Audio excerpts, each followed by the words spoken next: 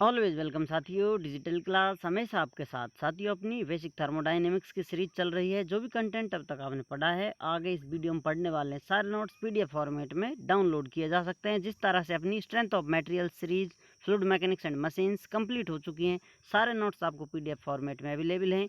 इन नोट्सों का इस्तेमाल आप बेसिक से लेकर गेट लेवल एग्जामिनेशन तक कर सकते हैं। डाउनलोड करने के लिए प्लेलिस्ट की स्टार्टिंग वीडियोज़ में आपको डाउनलोड लिंक मिलेगी। उसके बाद 10-20 वीडियोज़ के अंतराल में आपको नेक्स्ट डाउनलोड लिंक मिलती जाएगी।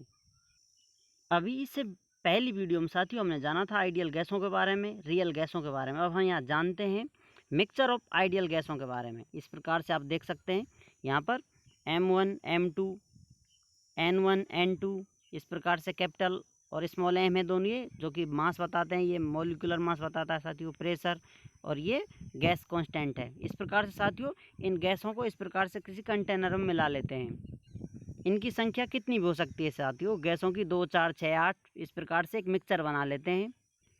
अब यहाँ पर देखते हैं साथियों हम हर गैस के लिए, जो कि P1 है, इस प्रकार आप देख सकते हैं साथियों। प्रेशर है किसी गैस का P1, V वॉल्यूम सभी का है साथियों। इस किसी एक कंटेनर में इनको भर रखा है, इसलिए वही वॉल्यूम होगा जो कंटेनर का होता है। इस प्रकार से आइडियल गैस हैं तो सभी वॉल्यूम हम कंसीडर कर लेते हैं। P1 B = M1 R1T, इस प्रकार से साथियों एक गैस के लिए। दूसरी गैस के लिए अपना ये इक्वेशन लगेगी साथियों। तीसरी के लिए ये लगा लेते हैं इस प्रकार से P2 3, ये कितने भी नंबर ऑफ n हो सकते हैं साथियों। इस प्रकार से इन सभी गैसों को मिलाकर आप एक कंटेनर में डाल देते हैं साथियों, इस प्रकार से। अब साथियों जो कंटेनर आपने गैस डाली है उन सभी का कुछ प्रेशर होगा। इस प्रकार से आप देख सकते हैं कंटेनर में साथियों कुछ प्रेशर P होगा साथियों। हर किसी का प्रेशर अलग अलग था। सभी प्रेशरों को जोड़ने के बाद एक टोटल प्रेशर प्राप्त होता है साथियों उस कंटेनर में। वॉल्यूम सेम वही रहता है साथियों। और यहाँ पर जो आपने देखा साथियों मास और गैस कॉन्स्टेंट हैं, इनको ऐड किया है। इस प्रकार से आप देख सकते हैं यहाँ पर इन सभी को ऐड करेंगे साथियों तो इक्वेशन इस प्रकार से प्राप्त होगी हमको। तो हम लिख सकते हैं साथियों जो मास होगा कैपिटल M, टोटल जो मास होगा साथियों इसके बराबर होगा सिग्मा M के बराबर। और गैस कांस्टेंट है जो साथियों R1 R2 R3, इस प्रकार से ये यदि आइडियल गैस हैं तो सभी का गैस कांस्टेंट सेम होगा साथियों। इस प्रकार से आप कॉमन ले सकते हैं, या फिर ये अलग अलग होता है तो साथियों हम क्या करते हैं R को इक्विवेलेंट कर लेते हैं। यहाँ पर साथियों इस प्रकार से हम इक्वेशन को इस प्रकार लिख लेते हैं जो कि आइडियल गैस मिक्सचर की इक्वेशन बन जाती है। यहाँ पर आप R इक्विवेलेंट = R बार के बराबर देख सकते हैं साथियों। जैसा कि आपको बताया था R बार यूनिवर्सल गैस कांस्टेंट होता है। इस प्रकार से आप R इक्विवेलेंट या R यहाँ पर लिख सकते हैं। तो इस प्रकार से ये इक्वेशन हमें प्राप्त हो जाती है। अब साथियों जानते हैं मोल फ्रिक्शन के बारे में। यहाँ पर कितना मोल है साथियों किस गैस का, उस टोटल मोलों में से किसी स्पेशल गैस का फ्रिक्शन कितना है साथियों, कितना अंश है, वो सब जानने के लिए क्या करते हैं साथियों टोटल नंबर ऑफ मोल, जिसको सिग्मा n से इस प्रकार से आप एक्सप्रेस कर सकते हैं। और जिस गैस का आप फ्रिक्शन निकालना चाहते हैं उसको Ni से एक्सप्रेस कर सकते हैं साथियों, इस प्रकार से। तो और जिसका गैस का आप फ्रिक्शन निकालना चाहते हैं मोल फ्रैक्शन, उसको Xi से इस प्रकार एक्सप्रेस कर कर आप मोल फ्रैक्शन आसानी से निकाल सकते हैं। हम जानते हैं साथियों ये Ni इस प्रकार लिखा जा सकता है। ये टोटल मोल है। आप किसी इंडिविजुअल गैस के जितनी भी मिलाई हुई हैं उन सभी के मोलों को जोड़ लेंगे तो इसके बराबर होते हैं साथियों। इस प्रकार से हम मोल फ्रैक्शन आसानी से निकाल सकते हैं किसी भी गैस का, जितनी सारी गैस आपने मिक्सचर में डाली हुई हैं। जिस प्रकार से परसेंटेज निकाली जाती है साथियों मैथ में, इस प्रकार से फ्रिक्शन निकाला जा सकता है। मल्टीप्लाई कर देंगे आप 100 से तो परसेंटेज आपको आ जाएगी। अब यहाँ पर देखते हैं साथियों किसी गैस के लिए, किसी एक गैस के लिए हम गैस इक्वेशन कंसीडर करेंगे साथियों, जो कि आइडियल गैस हम स्टडी कर रहे हैं। तो ith गैस के लिए PiV = Ni R/T, ये इक्वेशन होगी साथियों। और टोटल गैसों के लिए इस प्रकार से जो मिक्सचर है साथियों गैस मिक्सचर का, अपन ने अभी इक्वेशन देखी थी। इस प्रकार से इक्वेशन होती है PV, ये टोटल प्रेशर है साथियों, इसको आप कैपिटल P से या PT से एक्सप्रेस कर सकते हैं। V = सिग्मा n R/T, ये इक्वेशन 2 हो जाती है साथियों। इसमें से अब इनको डिवाइड कर देंगे साथियों इस प्रकार से, तो ये फिर से अपन को मोल फ्रैक्शन प्राप्त हो जाता है। तो इस प्रकार से हम करेंगे साथियों। इक्वेशन 1 और 2 नाम दे रखें, इक्वेशन 1 / 2। और यहाँ पर R इक्विवेलेंट = R बार है साथियों, जैसा आपको बता दिया था। ये सभी आइडियल गैस हैं तो गैसों के लिए यूनिवर्सल गैस कांस्टेंट ये होता है, तो यहाँ पर R बार लगा हुआ है। अब साथियों डिवाइड कर दिए तो इस प्रकार से Pi/P, क्योंकि वॉल्यूम से वॉल्यूम कैंसिल आउट हो जाएगा साथियों।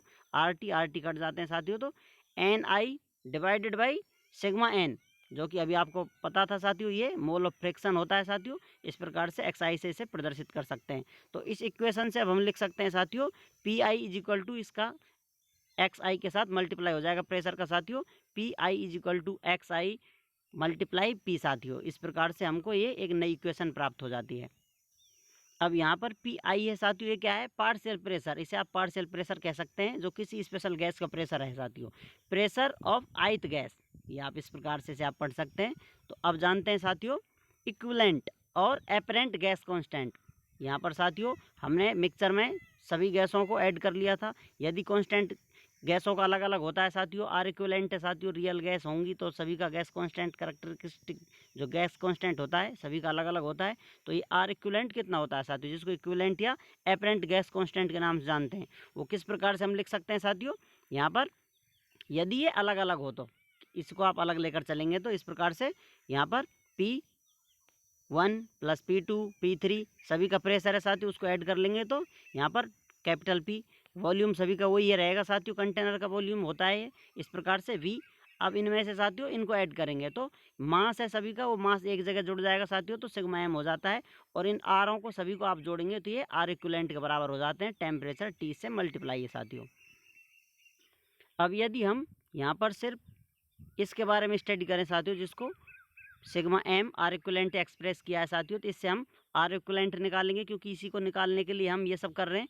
तो sigma M R equivalent is equal to ये साथियों M1 R1 + M2 R2, इस प्रकार से जोड़ते जाएंगे। जितने भी आपने गैस डाल रखी है सब मिक्सचर में साथियों, उन सभी को इस प्रकार से हम एक्सप्रेस कर सकते हैं, लिख सकते हैं। अब इसमें से साथियों आर इक्विवेलेंट के लिए हम इसको डिवाइड कर देंगे। यहाँ पर आप देखेंगे जो सिग्मा एम के बराबर होता है साथियों। अब ये सिग्मा एम किसके बराबर होता है, M1 M2 ये सभी का मास जोड़ लिया जाता है साथियों, किसके बराबर होता है, सिग्मा एम के बराबर होता है। इस प्रकार से आर इक्विवेलेंट हमें प्राप्त हो जाता है, जो कि होता है साथियों M1 R1 + M2 R2। इस प्रकार से जितनी गैस हैं उनको आप जोड़ लेंगे साथियों, डिवाइडेड बाई उनका मास कर देंगे। इस प्रकार से M1 M2 या फिर सिग्मा एम लिख देंगे, तो आपको आर इक्विवेलेंट या एपरेंट गैस कांस्टेंट प्राप्त हो जाता है। अब यदि आप इक्विवेलेंट ये मॉलिक्यूलर वेट है साथियों, या फिर आप कहें मास, इक्विवेलेंट मॉलिक्यूलर मास आप फाइंड आउट करना चाहते हैं, जिसको एम इक्विवेलेंट से एक्सप्रेस कर सकते हैं साथियों। यहाँ पर आर इक्विवेलेंट होता है इस प्रकार, यदि मॉलिक्यूलों का मास हो तो उसका इक्विवेलेंट किस प्रकार से हम निकाल सकते हैं, पहले जान लेते हैं साथियों। जैसा कि पहले पढ़ चुके हैं पीवी इक्वेशन में, हम आइडियल गैस इक्वेशन में एन नंबर ऑफ मोल होता है, ये मास होता है गैस का साथियों, ये मॉलिक्यूलर मास होता है, जिससे नंबर ऑफ मोल हमें पता चल जाता है। तो इससे हम लिख सकते हैं mass is equal to N multiply by M. अब यहाँ पर आप देख सकते हैं साथियों किसी गैस का मास कितना है साथियों। अब मास को इस प्रकार से हम लिख सकते हैं, जैसा अभी आपको बताया था, जो कि पिछली वीडियो में आपको डिटेल मिल जाएगा। यदि आप सीरीज देखते आ रहे हैं तो आपको पता होगा। M2 इस प्रकार लिख सकते हैं, सभी गैसों का मास इस प्रकार होगा साथियों, और इनको इस प्रकार से आप लिख सकते हैं, जो कि टोटल एन के बराबर होगा, MN के बराबर होगा। ये नंबर है साथियों जितना आप ऐड किए हैं गैस यहाँ पर। अब इन सभी को आप ऐड करना चाहेंगे साथियों, जितना मास है उसको एक साथ जोड़ेंगे तो टोटल मास कितना हो जाएगा, सिग्मा एम। अब ये किसके बराबर होगा साथियों, N1 M1 + N2 M2। इस प्रकार से जितना भी आपने ऐड किया है वो सभी इसके बराबर होंगे। ये लास्ट नंबर होगा N है, जो आपको नीचे नज़र आ रहा है इस N के साथ। ये तो नंबर है साथियों, नंबर ऑफ मोल, और ये N नंबर बता रहा है आपको कितने नंबर आपने ऐड किए हैं। इस प्रकार से इन्हें आप लिख सकते हैं। अब यहाँ पर साथियों इसमें से नंबर ऑफ मोल उनको एक साथ ऐड कर लेंगे सिग्मा एन से, सिग्मा एम, यहाँ आप देख सकते हैं sigma M is equal to sigma N. अब ये मॉलिक्यूलर वेट है साथियों, सभी का अलग अलग है, तो यहाँ पर इक्विवेलेंट के बराबर हो जाएगा साथियों। ये इस प्रकार से हमको इक्वेशन प्राप्त होती है। ये सब रिलेटेड है साथियों, एक तरह से आपने देखा होगा मोमेंट ऑफ इनर्शिया, वहाँ से किस प्रकार से इक्विवेलेंट निकाला जाता है साथियों। थोड़ा इस कॉन्सेप्ट की फील लेने के लिए कॉन्सेप्ट आप देख सकते हैं, जो कि स्ट्रेंथ ऑफ मटेरियल में आपको मिलेगा, किस प्रकार से ये सब ऐड किए जाते हैं, किस प्रकार से देखा जाता है साथियों। अब आप यहाँ इसे लेकर चल सकते हैं, मॉलिक्यूलर वेट होता है उन सभी को इस प्रकार से मॉलिक्यूलर वेट इक्विवेलेंट मान लिया जाता है। सभी गैसों का एक मॉलिक्यूल को इक्विवेलेंट मॉलिक्यूलर के बराबर मानकर स्टडी किया जाता है। अब यही हम फाइंड आउट करना चाहते हैं, तो ये किसके बराबर होगा साथियों, sigma M divided by sigma N के बराबर। ये अपना एम इक्विवेलेंट प्राप्त हो जाता है, इस प्रकार यहाँ लिखा हुआ है। अब ये सिग्मा एम है साथियों, ये किसके बराबर है, अभी देखा था आपने सिग्मा एम N1 M1, ये आप देख सकते हैं, ये अभी अपना सिग्मा एम ही तो है। तो N1 M1 N2M2 इस प्रकार से जितने भी आपने गैस जोड़ रखी है, ऐड कर रखी है, उन सभी का आप यहाँ पर N और M लिख देंगे साथियों। Number of mole, molecular mass divided by यहाँ आपको सिग्मा N है साथियों, जो कि टोटल मोल हैं जितने आपने यहाँ पर ऐड किए थे। अब इसको आप इस प्रकार भी लिख सकते हैं, आप चाहें तो इस प्रकार खोलकर भी लिख सकते हैं, N1 N2 N3 इस प्रकार से साथियों। किसी फर्स्ट गैस का नंबर ऑफ मोल है साथियों, यहाँ पर सेकंड गैस के नंबर ऑफ मोल हैं। इस प्रकार से जितने भी गैस जुड़ी हुई हैं उन सभी गैसों के नंबर ऐड होकर टोटल मोल बन जाते हैं साथियों। यहाँ पर टोटल नंबर ऑफ मोल इस प्रकार से। अब इन्हें आप आसानी से M इक्विवेलेंट निकाल सकते हैं साथियों किसी गैस मिक्सचर के लिए। अब साथियों इस टर्म को या तो आप इसको रख सकते हैं या इसको रख सकते हैं साथियों, कोई दोनों एक साथ लिखी हुई हैं इस प्रकार से। अब इसको सभी को अलग अलग कर लेते हैं साथियों, डिवाइड कर लेते हैं सभी के साथ, क्योंकि ये डिवाइडेड है सभी के साथ, तो इसको इसके साथ डिवाइडेड करेंगे, साथ इसके साथ करेंगे साथ, इसी प्रकार इंडिविजुअल के साथ इसको डिवाइड N से करेंगे तो हमें एक नया रिलेशन मिलता है साथियों। यहाँ पर आप देख सकते हैं M इक्विवेलेंट किसके बराबर होगा, N1 divided by sigma N और M1 इस प्रकार से ये साथियों सभी के साथ डिवाइडेड होगा। तो इस प्रकार से अब जैसा हम जानते हैं ये एक रिलेशन होता है साथियों मोल फ्रैक्शन के लिए, इस प्रकार से x2 इस प्रकार से इन्हें रिप्लेस कर देंगे तो यहाँ पर हमें M इक्विवेलेंट किसके बराबर मिल जाएगा साथियों, M equivalent is equal to x1 M1 plus x2 M2। इस प्रकार से जितनी भी गैस आपने ऐड करी है लास्ट नंबर आपका ये होगा साथियों। इस प्रकार से M इक्विवेलेंट आप किसी प्रकार से निकाल सकते हैं। अब यदि आप मास फ्रिक्शन निकालना चाहें, जैसा अभी आपने मोल फ्रिक्शन निकाला था, अब आप मास फ्रैक्शन निकालने क्या करेंगे साथियों, mass fraction MFI ith gas का आप मास फ्रैक्शन निकालना चाहते हैं साथियों, तो टोटल मास यहाँ आप देखेंगे साथियों जिस गैस का आप मास फ्रैक्शन निकालना चाहते हैं MI ये उसका मास है डिवाइडेड बाई टोटल मास जो कि सिग्मा M से यहाँ पर प्रदर्शित कर रखा है। तो इस प्रकार से हम जानते हैं साथियों यहाँ पर हम मास को रिप्लेस कर सकते हैं नंबर ऑफ मोल में और मोलिकुलर जो अपना मास होता है उसमें साथियों। तो यहाँ पर इन दोनों को रिप्लेस कर दिया है MI को NI MI डिवाइडेड बाई ये मास था साथियों इसको सिग्मा N M इक्विवेलेंट में। इस प्रकार से यहाँ पर टोटल मास में जितने टोटल नंबर ऑफ मोल होंगे और उनका मोलिकुलर इक्विवेलेंट मोलिकुलर वेट होगा या फिर मोलिकुलर इक्विवेलेंट जो मास होता है उससे आप मल्टीप्लाई कर देंगे तो ये रिलेशन हमें प्राप्त होता है। अब हम जानते हैं साथियों जो ये रिलेशन होता है मास फ्रिक्शन के बराबर होता है, जिसको XI से प्रदर्शित कर रखा है ith गैस का मास फ्रिक्शन जो स्टार्टिंग पढ़ा था। इस प्रकार से इसे रिप्लेस कर सकते हैं XI के साथ और यहाँ पर बचता है MI divided by M equivalent. इस प्रकार से मास फ्रिक्शन प्राप्त हो जाता है MFI ith गैस का mass fraction XI into MI divided by M equivalent. यहाँ पर आप जानते हैं ये मास फ्रिक्शन है साथियों, सॉरी मोल फ्रिक्शन।